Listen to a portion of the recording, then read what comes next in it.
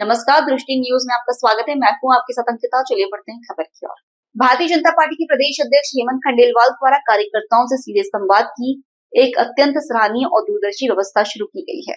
मुख्यमंत्री डॉक्टर मोहन यादव के स्पष्ट निर्देश हैं कि प्रदेश शासन के मंत्रीगण पार्टी की भावना और कार्यकर्ताओं की जन समस्याओं के अनुरूप प्रत्येक माह निर्धारित दिवस पर प्रदेश कार्यालय में उपस्थित होकर कार्यकर्ताओं से संवाद करें।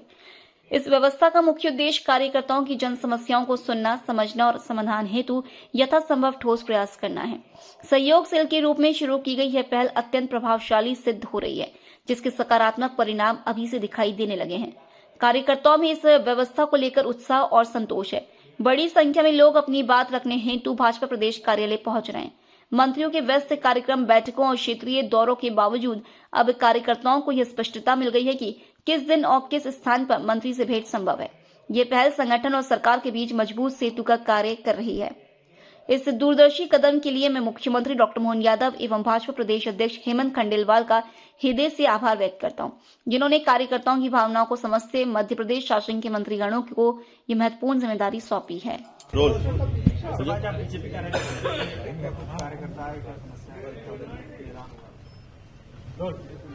भारतीय जनता पार्टी के हमारे अध्यक्ष आदरणीय हेमंत खंडेलवाल जी ने ये बहुत अच्छी व्यवस्था शुरू की है और एक मंत्री के नाते माननीय मुख्यमंत्री जी का हम लोगों को निर्देश है कि पार्टी प्रदेश अध्यक्ष की जो भावना है उस भावनाओं के अनुरूप भारतीय जनता पार्टी के कार्यालय में, प्रदेश कार्यालय में एक बार, सब महीने में एक बार जब हम लोगों का टर्न आता है उसमें हम जाएं और कार्यकर्ताओं की भावनाओं को सुने, समझें और उनके जो भी काम हैं, जितना भी बन सकता है उस काम को करने का प्रयास भी करें।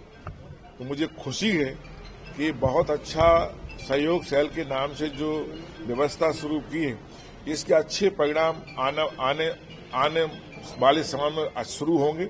अभी भी लोग प्रसन्न हैं, बहुत सारे लोग आते हैं, हम लोगों का भी व्यस्तताएं रहती हैं, मीटिंग है, क्षेत्र में जाना होता है, तो एक पर्टिकुलर स्थान बन गया है कि इस दिन एक मंत्री आपको मिलेगा ही। इस कदम के लिए मैं माननीय मुख्यमंत्री जी को, माननीय अध्यक्ष जी को बहुत बहुत धन्यवाद देता हूं कि उन्होंने कार्यकर्ताओं की भावनाओं को समझकर हम लोगों को ये जिम्मेदारी सौंपी। बागेश्वर ने जावेद और नावेद बनेंगे। मैं बागेश्वर धाम जी के ऊपर को टिप्पणी करना नहीं चाहता। वो गुरुवार हैं, जो कह रहे हैं मैं उनका सम्मान करता हूँ। इस बार गेहूं खरीदी को लेकर क्या प्लान है सरकार का, किस तरह गेहूं खरीदी? देखिए, अभी तो धान खरीदी चल रही है। वो धान खरीदी में अभी तक हमारी करीब मैं समझता हूँ कि 44-45 लाख मैट्रिक टन की धान खरीदी हम लोगों ने कर ली है और 20 तारीख अभी हमारी धान खरीदी के समय है। तो हमारा अनुमान है कि करीब 53, 54, 55 लाख मैट्रिक टन धान इस बार खरीदी मध्य प्रदेश में होगी।